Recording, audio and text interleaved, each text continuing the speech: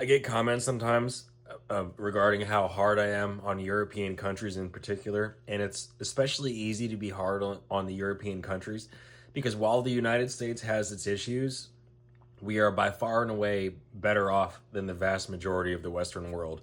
This story is one example of one of the many issues that arises from something that I talk about pretty frequently, which is the immigration crisis in Europe, where they've deprioritized their own native sons and daughters and they treat them more or less like tax cattle, and they're flooding their countries with these barbaric imports, which, like I say, very frequently are not very often innocent men and women, are innocent women and children and elderly looking for a better life or for a helping hand. They are typically barbaric, animalistic, second rate, low IQ monsters, men who are alone, and they're alone because a lot of them did terrible things in their home countries and they've been rejected by their home countries and sent to Europe.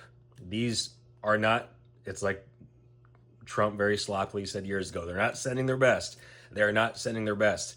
Arab countries are not sending their doctors and their lawyers and their teachers and their plumbers and their masons. They're not sending their good people to Europe. They're sending their dredge.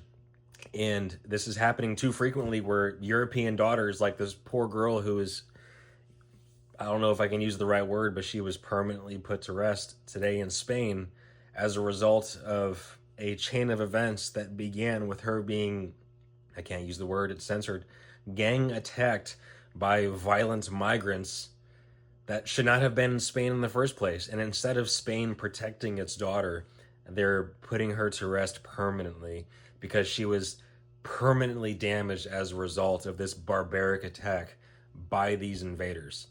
And this is one of hundreds of cases that are just like this that I could depress myself by pulling up right now.